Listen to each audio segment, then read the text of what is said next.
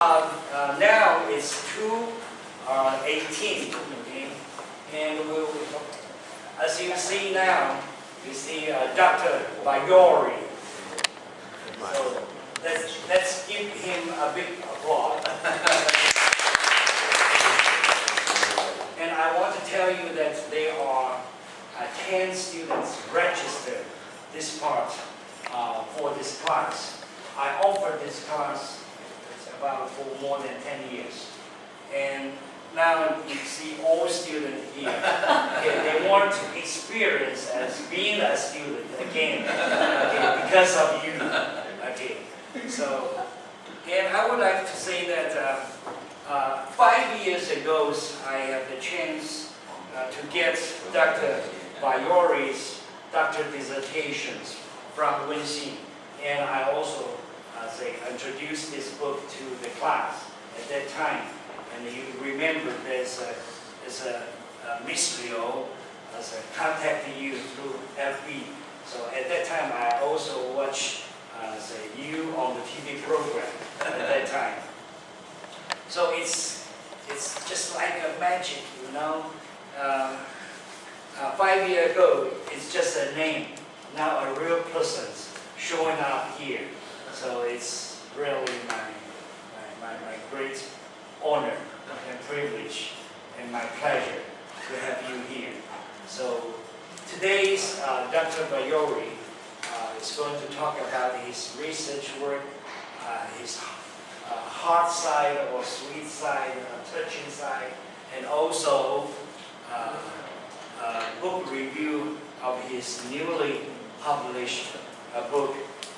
It reads World Scouting and Education for Global Citizenship, which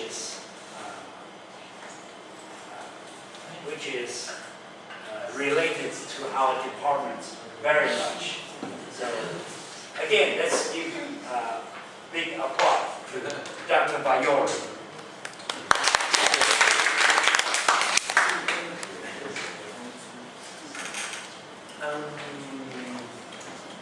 Is it alright if I stand up? No. I could? Could I? Or should I? No. As you please. Okay, yeah. I prefer to be like this. Otherwise I get it. So, well, thank you everybody for coming and for inviting me.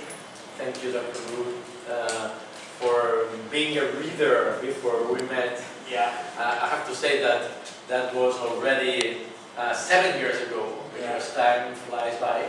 So I'm very glad that that I had the opportunity also to transform this dissertation into a book. And in this process, I had learned many other things. So I would like to give you some insights on the research and on the topic of World Scouting, and do it in a way that maybe could give you new ideas, and we could then discuss about it. I think that it's important to understand the beginning of Scouting, in the sense that Scouting in England starts with the publication of a book, which is Scouting for Boys in 1908. Some people think that this book was a little bit like for the Christians is the Bible.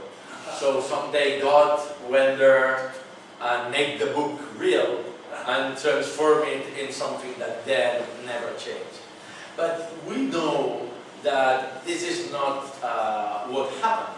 The thing is that this book was written in a way that it was quite intuitive on how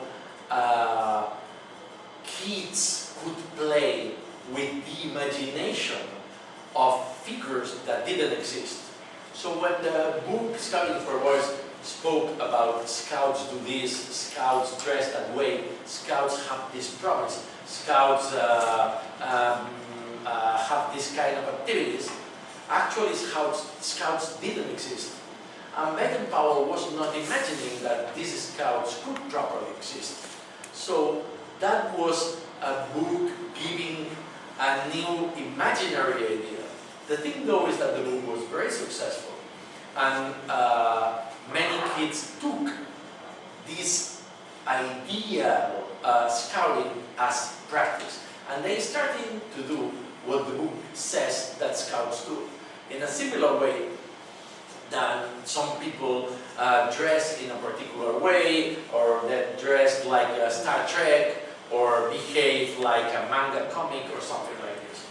So in 1909 it was the publisher did a big gathering of the readers of the book, and in that gathering in London 10,000 people, 10,000 kids appeared dressed in the way that the book was saying.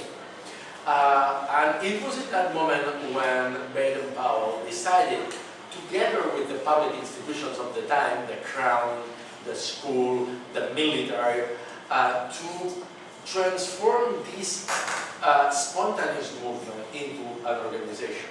That was the Boy Scouts Association in 1909. Now, this Boy Scout Association started properly in a very patriotic way. So it was the king was the patron of the association, and the goal of the association was to build citizenship in individuals, to make good sons of the empire. Remember that in that time the British Empire was the biggest empire in earth. It had 1/4 of the territories of the world and 1/4 of the world population under the British Empire. So to develop this idea of sons of the empire was very relevant. What happened though is that, as I said, scouting and the rhythms of Baden-Powell evolved very fast. But let me just tell you something about this book as well.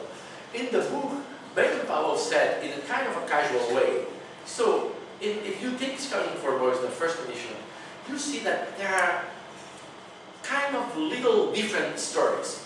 In one you have the song of a Zulu in South Africa. In the other you have a tale based on Rudyard Kipling's Things in India. In another one you have some kind of technique to build something. And in another one you have a story that says that the Scouts have a very strong code of behavior, similar that the Knights, the round table Knights had in the Middle Ages. And he said Scouts all over the world, in that moment there were no Scouts anywhere, all of them follow a particular code that is the Scout law. And all of them make a promise to this law, which is the Scout oath. So this reference that was a kind of a, as I said, one more of the several elements that have the book, became with the time the main ideological reference of Scouting.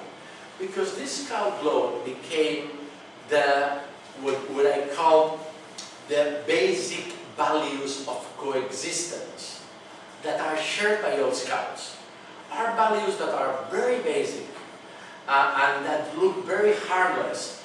Values of equality. All the Scout is brother to other Scouts. Values of behavior.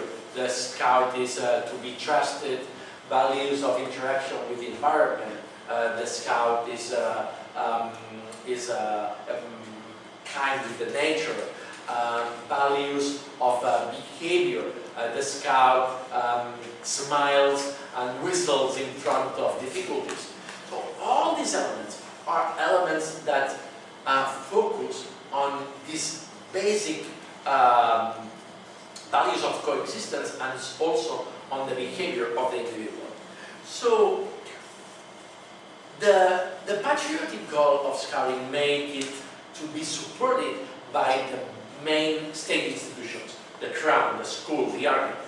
But the interesting thing is that this also happened in many other countries. So very rapidly, in 1909, 1910, 1911, Scouting was something similar to scouting, based on translations of scouting for boys, started to appear in many countries. In Belgium, in Italy, in the United States, in Chile, in Japan, in Malaysia. And in all these places, what was called scouting in the UK, some of them take different names, like Esploratori Esploratrici in Italy, Pathfinder in German-speaking places, Escultas or Escoteiros in Portugal. So what happened is that these people adapted the principles that you see in scouting for boys, but there is something quite evident. The patriotic goal of British scouting was different in these other places. So the governors of British Empire introduced scouting in the places of where British Empire was present. We're talking about Canada, South Africa, Kenya, India, but also the scouting spread, for instance, in all the colonies of France, spread in most European countries. And remember that in that moment between Britain and France, they had the whole Mediterranean, all the Arab countries. You have a big part of what is South Asia. You have probably most Africa. So the spread of something called scouting happened both in independent countries and in colonies. That creates a paradoxical situation, because when you see the original British scouting, you could see that the scout oath makes a reference to the loyalty to the king and the loyalty to God, the duty to God and duty to the country. But this loyalty has very different implications in British tradition than in different ones. So in British tradition, what you have is that since 1700s in England, you have a parliament that balances the power of the monarch. So when you talk about loyalty to the king, you are not promoting loyalty to an authoritarian regime. You are identifying the king as the representative of what the country is.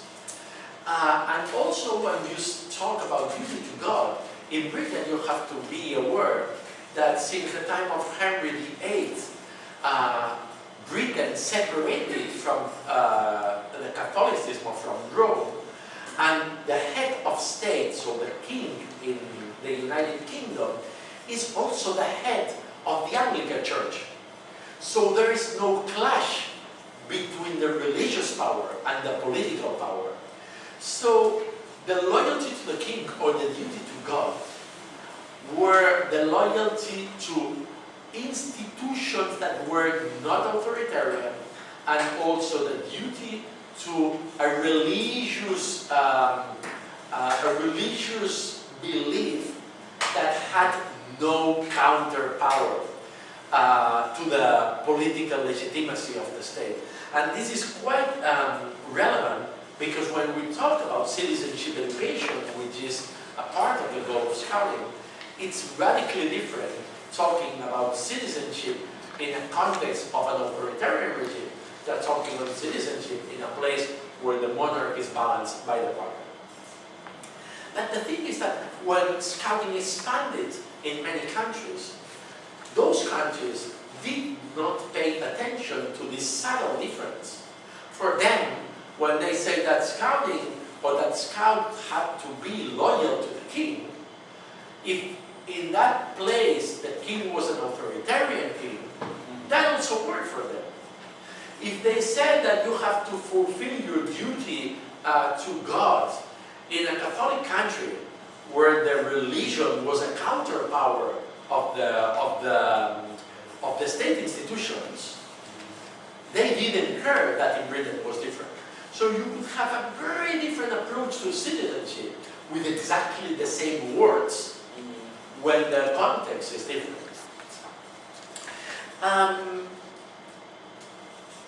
It is also important to know that from 1909 or from 1908 to 1920, it was a big evolution in the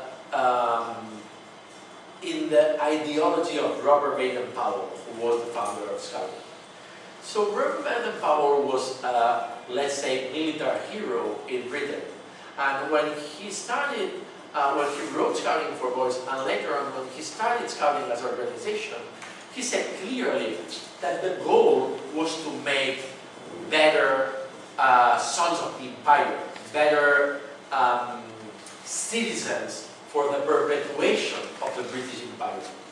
Now, the four big changes that happened between 1908 and 1920 are changes that are going to shape Scouting as we know it today.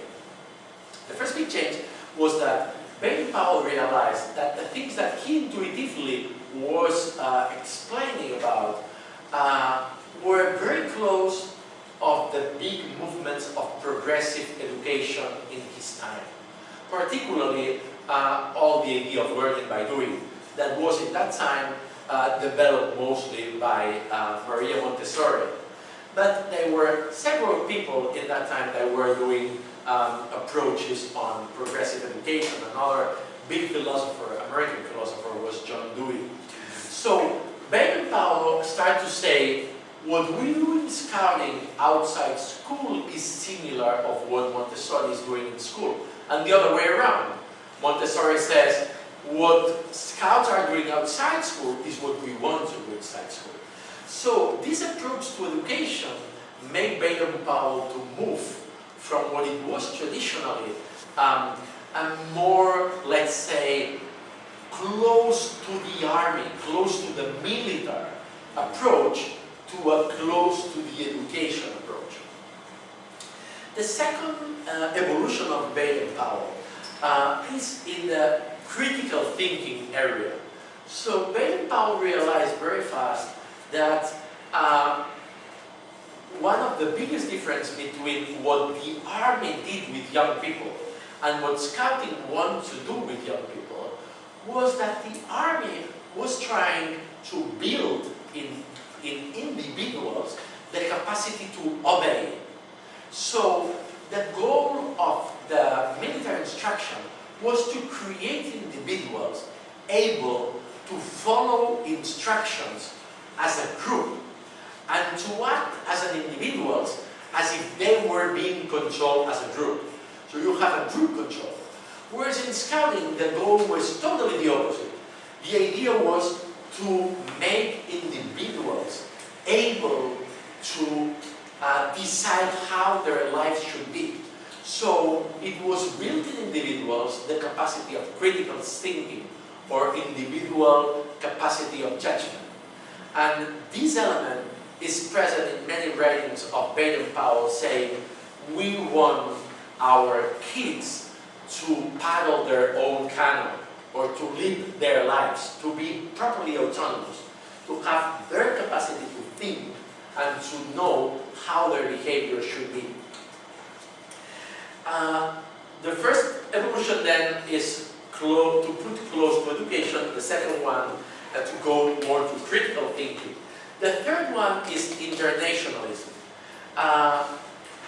Although Baden-Powell started with this idea of perpetuating the British Empire, you have to remember that from 1914 to 1918 there is the First World War that is particularly strong in Europe. And it's also particularly strong in the fight between Britain and Germany. So what happened is that in a Europe that was suddenly creating associations that were called Scouts, where people were talking about how to educate this character evolution, this citizenship, these inclusive values. It happened a war that was particularly bloody on young people. So most of the people that died during the First World War were young people of the age of Scouting.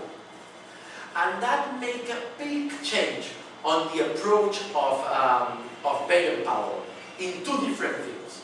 The first thing was the internationalism. So Baden-Powell realized that Scouting was not anymore just a British project. It was a project shared by many countries. And he himself became a person that started to travel to many countries to do speeches about Scouting. People invite them, he went there, he explained his experiences, and he became transformed. Both because the experience that he saw that in many countries people had the same dreams, the same struggles, and the same hope for a better society that he had in Britain. But also, the First World War showed him that the clash between countries was a game where everybody lost. So he started to say, Scouting should be a tool for world understanding. And when in 1919, 1920, it was established the League of Nations as what it was later on the United Nations, or the president of the United Nations, the idea to create a society of nations where all of them could debate their differences instead of fighting. Baden-Powell made the statement that Scouting was the equivalent of the youth movement of the League of Nations, because Scouting was building citizenship, and at the same time Scouting was building world brotherhood. And that was what the League of Nations was doing.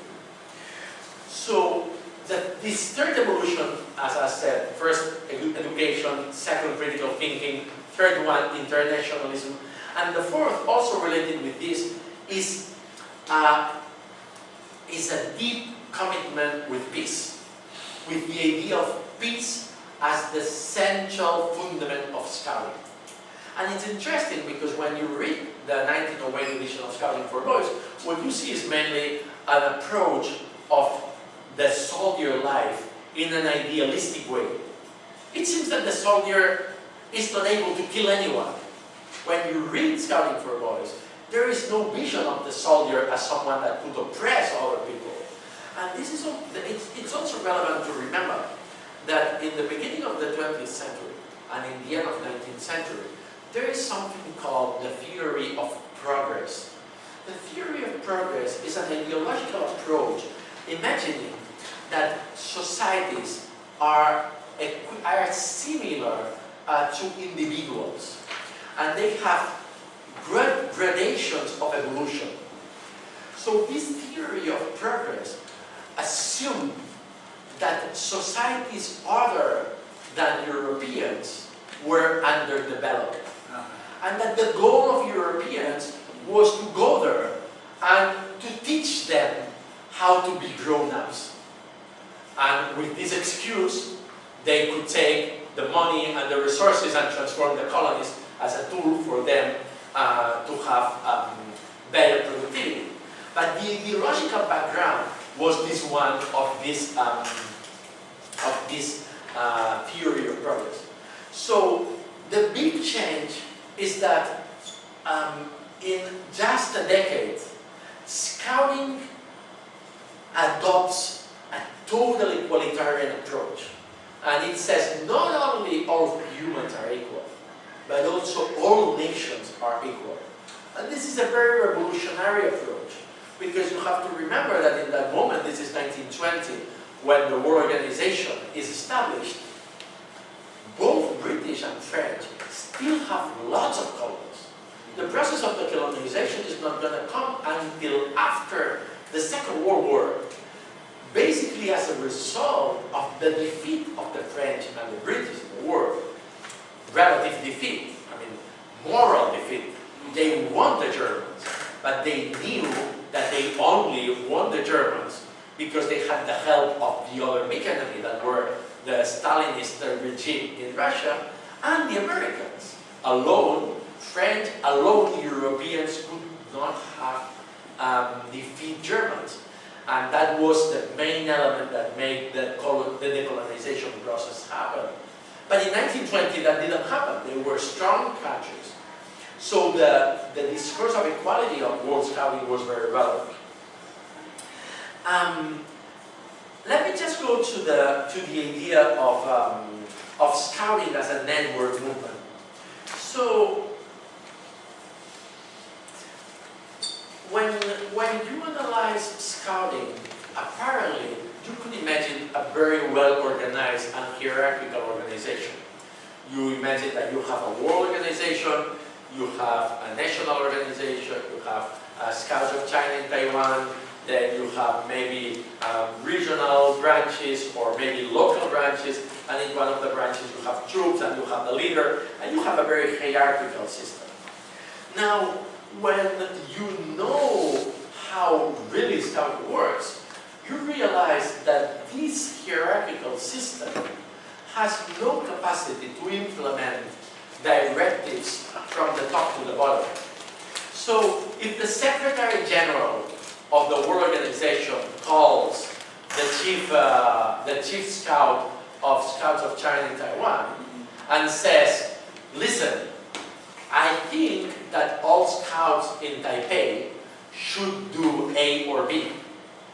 The chief scout of Scouts of China and Taiwan would say, oh, excuse me, Secretary General, but I cannot do that. Because if what I say, they feel that is not what they should do, or is not something that is related with their idea of scouting, they are just going to tell me, you are crazy. This is not what we are here for. And this is like this because scouting is based on voluntary participation. So when you have individuals that voluntarily belong to scouting, you have lots of individuals that are the ones who decide how scouting evolves. So you have this tension between the double nature of scouting. The nature of scouting as a movement that makes it a movement that is very adaptable, that evolves with the years, that adapts to the changes of countries, to decolonization, to independencies, to changes of regime, to changes of behavior, to changes of conception of gender, of race, of education. But you also have organizations that are strong enough to avoid that this freshness of the movement becomes so loose that the movement disappears. So the organization gives consistency to the movement. That makes, therefore, scouting being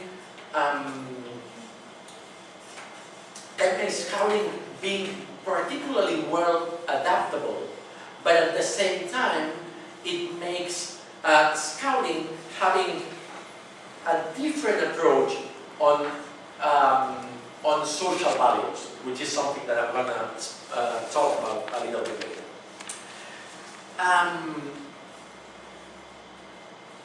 So, I wrote here, because not many people is that aware, the purpose of the movement. The purpose of scouting was properly established by the World Scout Conference in the 1970s, but it's intuitively something that had been written in the several declarations of the World Organization since 1920. And the purpose says that scouting's purpose is to contribute to the self-development of young people in achieving their full physical, intellectual, social, and spiritual potentials as individuals, as responsible citizens, and as members of their local, national, and international communities. So, if you analyze this statement, you see that first of all, the purpose is to contribute to self-development. That means that scouting don't want to be or don't aim to be the main tool of education. It contributes to self-development. So scouting is saying that there is a process that happens outside scouting, happens inside of each one of the individuals. There is a self-development of young people. And scouting contributes that this self-development make each one of the individuals able to achieve their full physical, intellectual, social, and spiritual potentials. Each individual has a potential, and the way to reach this potential is through self-development. So Scouting believes in the capacity of learning of the individual. This is very important because if you think in the traditional approach of school education, you could imagine that kids are like empty boxes where you put information. And you have several empty boxes, and each one of the boxes you put information. And it doesn't matter the shape of the box. It doesn't matter if the box moves or not. It doesn't matter if the box is big or small. We put the same amount of information in each one of the boxes. But here what we say is a very different thing. First of all, we say there is no box. There are subjects. Secondly, we say these subjects are able to evolve, are able to be the protagonists of their own development. Third, we say we in Scouting contribute to this self-development, facilitating the process to fully achieve the potential in the several areas. So we help them to be the best that each one could be. But the potential, by definition, is something subjective to each one of the individuals. And this is very relevant because it's the opposite of the idea of the empty box that you put exactly the same amount for each one. And then the purpose says, we contribute to the self-development for these people, or for young people, as individuals, so as persons, as responsible citizens, so as persons who have a particular role to play in society, and as members of their local, national, and international communities. So we define what we mean with citizens. We say those are not just citizens from Taiwan. Those are citizens that have duty from the local to the global. And this is very relevant when we think about what citizenship education is. So when we read the purpose, we understand that the purpose of education is not the direct transformation of society, but the education of individuals. So through educating individuals and empower them with inclusive values, we allow them to define their model of society and to make it possible. And this is a big difference from the approach that makes society to be defined by the association and then go to the empty boxes and say, okay, let me tell you how society should be. Now you go and do it. This is the difference between Scout education and indoctrination. So when in 1920 in Russia, and then in 1930s in Germany, in Italy, and in Spain, Scouting was banned, was forbidden. The communist regime, the Nazi regime, the fascist regimes copied the aesthetics of Scouting and created youth movements that instead of educating individuals with critical thinking, they indoctrinate the mass with a particular ideology. Instead of having volunteer participation of the individuals, they have compulsory participation. And instead of having free citizens that devoted their time to Scouting to do leadership, they had, let's say, civil servants, people working for the structures of the state to be the transmitters of the ideology of the state. So it's important then to understand that the goal of Scouting is education of the individuals and not the direct transformation of society. And that also means that all activities that you do in Scouting, all activities, being creative activities, being technical activities, being civic involvement activities, all activities are only means for educational purpose. So, because Scouting wants to contribute to the self-education of young people for them to achieve their full potential, Scouting uses as a means several activities, but those activities are not the goals, are the means.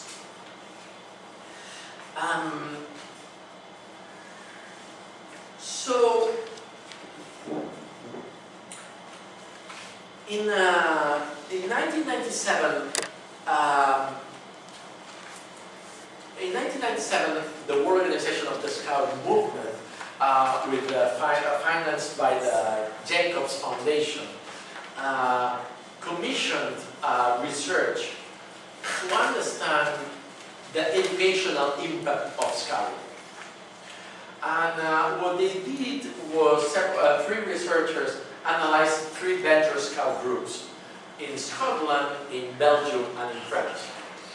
And what they did was to do lots of interviews to the kids, to the parents, to the leaders, and analyze what was the educational impact. And here in page 8, I wrote I quoted one of the, for me, most relevant conclusions.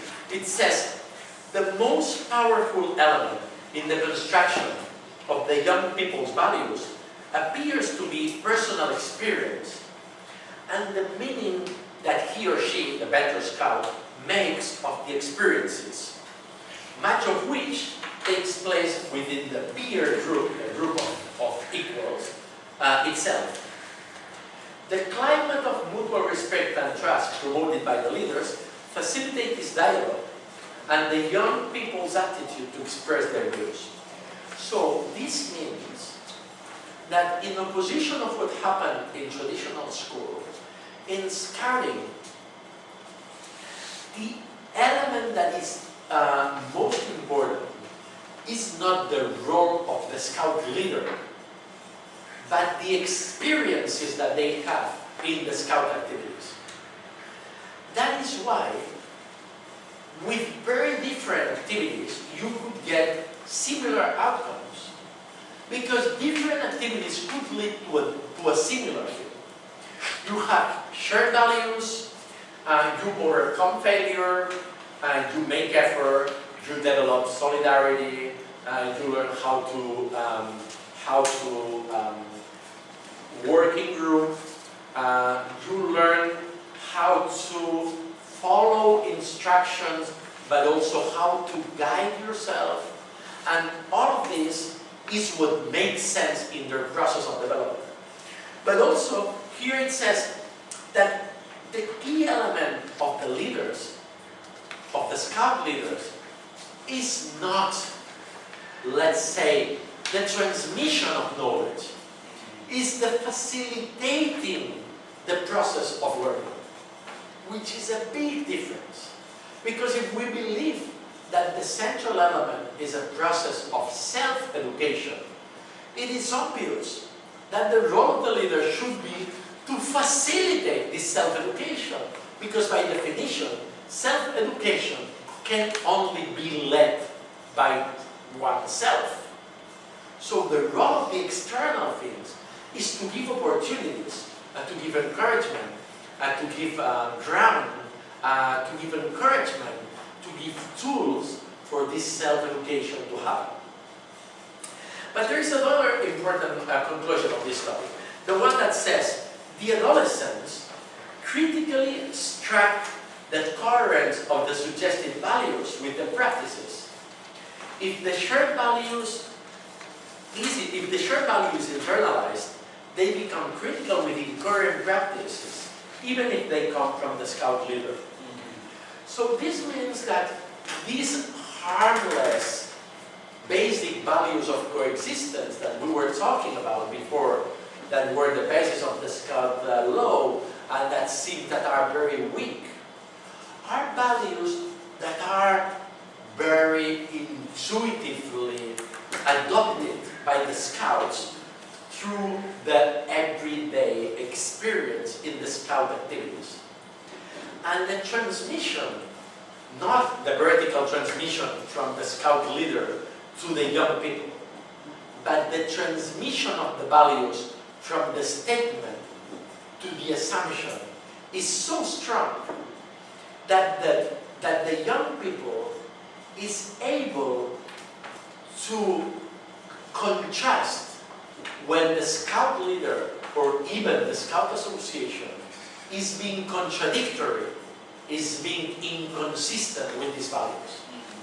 And then, with this little thing that happened just in a Scout activity, when a 13 years old tells to his Scout leader, "Oh, you are not being nice sharing your water. We are in the middle of the month and you always say that we have to share, but you are not sharing.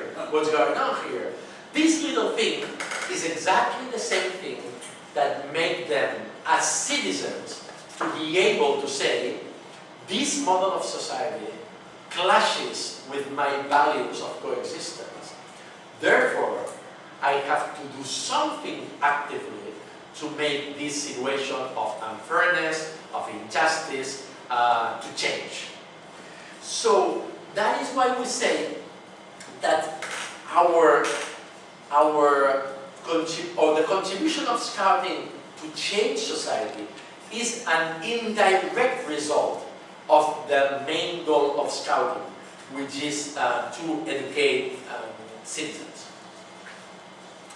Let me just, to finish, and give you a last element. Some people say, well, Scouting was alright several decades ago, but today many of these things are a little bit useless because today's society is quite different, right? In the United States, some people have the expression, "Don't be a Boy Scout," which is like, don't be so innocent in the things that you say. You talk about love. We are not in the 70s anymore. But I don't know if here in Taiwan you had these interesting advertisements of MasterCard that they did around, I don't know, 5, 7, 8 years ago. The advertisements of MasterCard ended always saying, there are things that you cannot buy. For all the other things, MasterCard. You remember this kind of things? So they said, the emotion of Dr. Lu to have the author of the thesis that he downloaded, this is priceless. But the water that he gives to Dr. Vallory, you could pay with MasterCard. So this funny kind of advertisement that goes on things related with love, the surprise that your mother had because you took a plane to go there for her birthday, and yeah, you have to pay with MasterCard the ticket, but the important thing, the thing that you cannot pay is the emotion. These things show us the contradiction in a society where material elements appear to be the most relevant, but people intuitively realize that the very relevant elements are the ones that are not material. And those are things that the Scout experience properly give to young people, because there is no point today to go with a tent to a mountain when it's raining and getting wet when you are trying to fix your tent and sleep there in the cold instead of going to a hotel. There is no point. Many people who do that have the money to go to the hotel. But they know that the experience that they have doing these kind of activities give them a sense of fulfillment, give them a sense of joy, a sense of happiness that cannot be described and that cannot be acquired through material things. So I think that is also relevant when we think about scouting on how these little things that from outside scouting many people make fun of them are so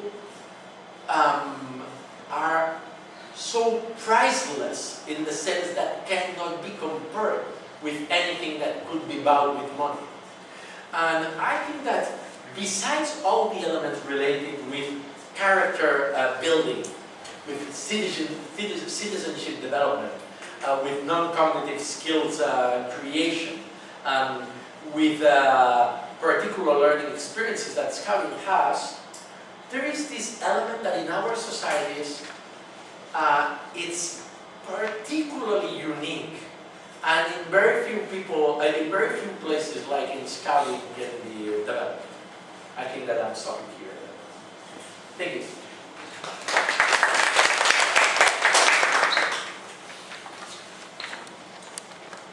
好了，那非常的谢谢 ，Thank you for your wonderful talk. And 有没有问题 ？Any questions, comments?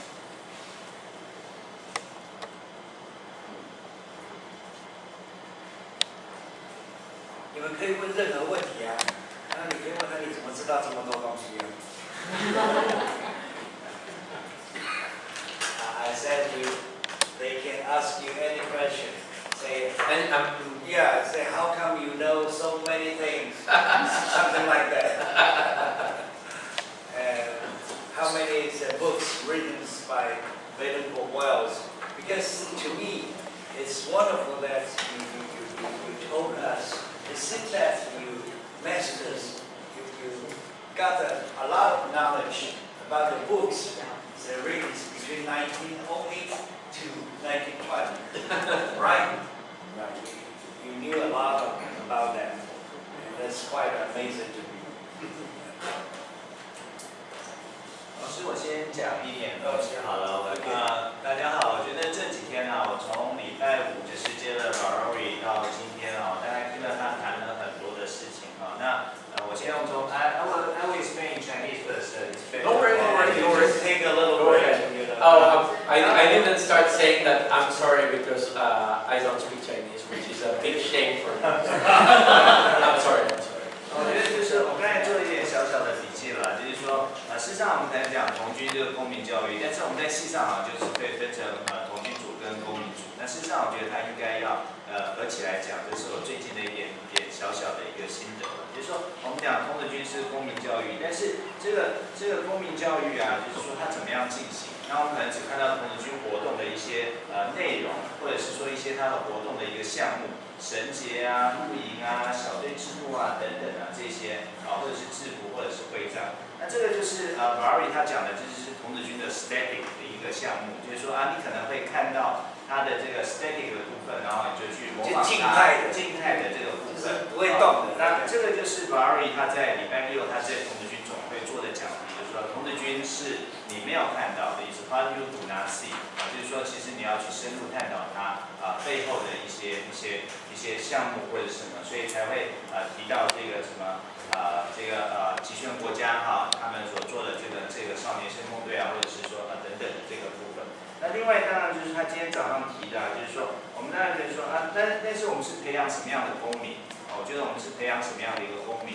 那当然他从刚才讲童子军的目的里头，我们这个公民是不只是为了社区、为了国家，还为了国际，所以这让我们就是说我们的全球公民教育，它有这样的一个想法。那当然就是他今天早上跟今天下午谈的，就是其实他今天早上上午有一个谈就是 What is citizen for what society？ 就是说我们培养什么样的公民，为了什么样的一个社会？那这个社会有什么样的一个理想？但是应该我觉得他一直有一个就是说大家去共同讨论出来的。那前几天在东吴，我们跟谢教授的时候，我们有谈到一个审议式民主的一个概念，它其实是一个透过对话。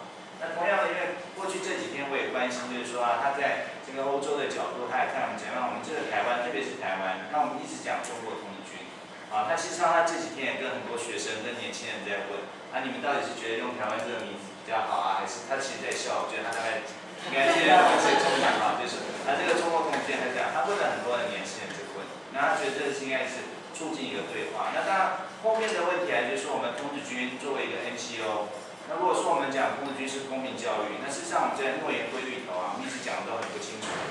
从以前的我是遵奉佛父遗教，到我做一个堂堂正正的中国人，后来改成一个这个好国民，那这个我们也不敢讲说这个好国民，可能在童子军总会立场，我们也不敢讲这个好国民是什么。那可能在公民教育里头，在公民组那边，在学校的课堂上面，那当然这个公民老师会带着这个学生会去讨论就是说到底是怎么样一个价值就是沈老师讲的价值澄清法补水师法等等这些我觉得这个是大家就是说把它合在一起这样。这是我刚才做的一点笔记了，就是大概就从礼拜5跟他谈的就是说这么跟他听然后大概就是得到这些心得，跟大家做一点点分享。Okay, thank you for sharing your ideas. Any questions?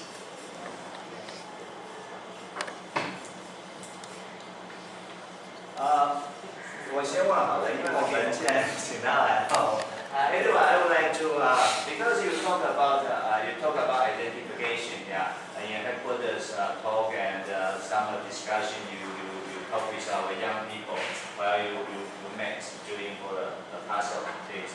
And in scouting, we also you mentioned about the religion, but can you deliberate more on this area? Because in Taiwan, it seems for communist countries to abolish or to ban scouting, because in communist system they don't have the freedom of association, and also they don't have freedom, or they are not allowed to have freedom of religions. And in scouting, we always say, or according to the book by Baden-Powell, a scouts not to encourage a scout to have a religious belief. So can you deliberate more on this? How the region part is related to scouting, what's the importance between or on citizenship? I have no idea whether you can cover to citizenship education. Yeah, let's translate before you answer. Yeah. 你跟他们讲一下。他这几天我问他就是对宗教的一个看法啦，因为他因为这几天他谈了一些很多认同的问题，所以我们讲这个对国家的认同对社会的，当然他也提到很多宗教的一个部分。那就是当然这也是联工一直要问的啦，就是从几天他也是在谈的，就是说我们当然讲共产国家去禁止童子军可能因为共产国家没有机会结社的自由，那当然共产国家也不允许宗教的自由。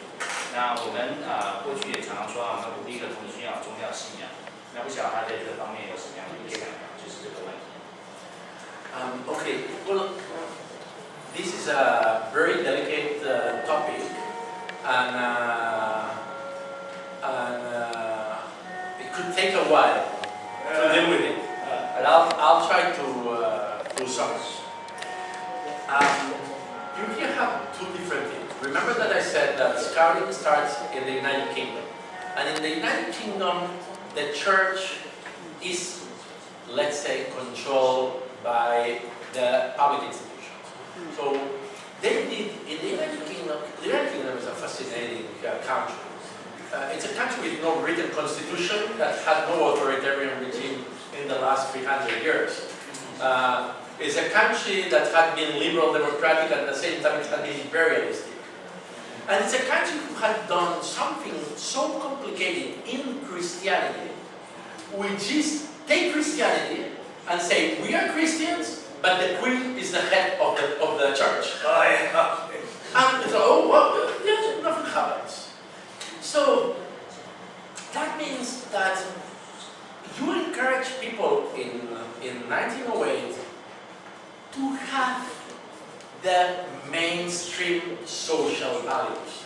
Because in Victorian and Edwardian time, being religious was not something that strange. Was being, a good citizen was religious, meaning that you have your duties, you have your, it was not a big deal on this issue. I don't know if you understand what I mean with that. So, when you say being a good citizen, when you say to behave properly with other people, that was part of what being a religious person was, or having a belief.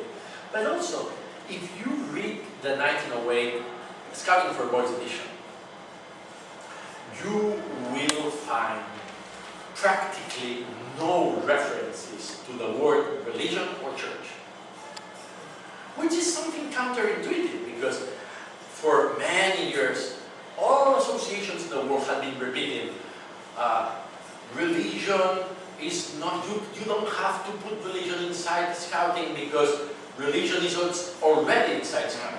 They always go this, but if you look to the text, there's practically no other reference. And to me, the thing is that Baden-Powell was a, let's say, mainstream believer. So a person who certainly thought that God existed, but that probably intuitively understood that having an inner life, so developing the elements that transcend materiality, were good for people.